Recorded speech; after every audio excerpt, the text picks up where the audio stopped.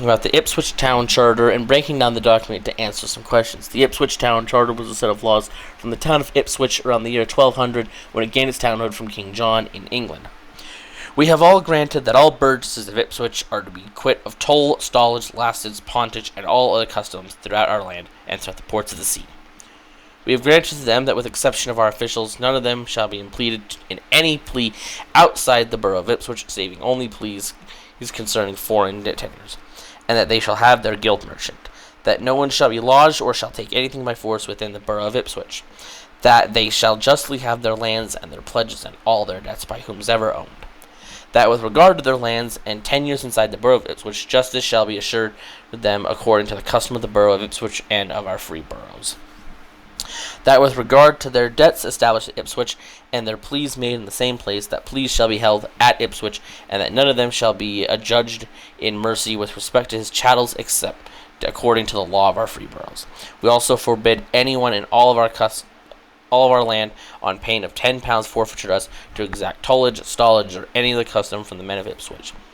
Wherefore we will and straitly command that the aforesaid burgesses shall have and hold the aforesaid liberties and free customs well and in peace, as they have been and are best and most freely enjoyed by the other burgesses of our free boroughs in England, saving in all things to our citizens of London their liberties and free customs. Furthermore, we will and grant that our said burgesses by the common council of their town shall elect 2 or more lawful and discreet men of their town, present them to our chief justice at the exchequer, which men shall well and faithfully keep the reeveship of our aforesaid borough of Ipswich, and so long as they well conduct themselves in that office, they shall not be removed except by the common council of aforesaid burgesses. What kind of punishments can we presume the town imposes on violating these laws? By looking at examples like example 7, it is assumed that justice shall be asserted according to the custom of the borough of Ipswich. So it seems like these laws will be upheld based on the culture of the town, and in this case, Ipswich. How does the democratic process take place in medieval towns? By looking at examples like Law 11, it can be assumed that these common councils are like town meetings or other electoral bodies. So people would choose others to go up, and it would be a voting process.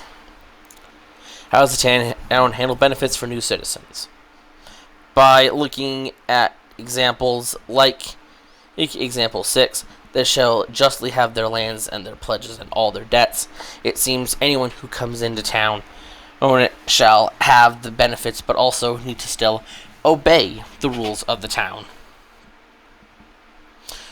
What goals do these laws set for citizens? These laws, just like any other modern-day laws, those are meant to uphold the righteousness and the morals of citizens. So these laws would make sure people don't steal, they don't trespass, and they keep to themselves and help when needed. What purpose do these laws serve to people? Like the previous question, these laws serve to make sure people are keeping a peaceful way of life, not breaking laws, not causing problems for others, not stealing. It's meant to uphold the common peace. What ideas about medieval culture can be formed from reading these laws? It can be asserted from reading these laws that people want to help out, but also they like to keep themselves. By looking at examples like example 10, and people have right to liberties and the free customs and in peace. By in peace, it means that as long as you're not causing problems, and as they have been and are best most freely enjoyed by the burgesses. These burgesses are other citizens. So citizens are entitled to this, and it seems that medieval culture, a lot of people keep themselves but also help out when needed in places. What kind of message do these laws set for people who may want to cause trouble? These laws are very straightforward. It seems that while punishment in some of them can be kind of inferred, it seems that when you read these, that people could be pretty think about what the consequences would be. Yeah, by looking at something like example 5, no one shall be lodged or shall take anything by force. That's referring to stealing, and I feel that this is a very straightforward way to say don't steal, and it is a message to people. Thank you for joining me for this read aloud.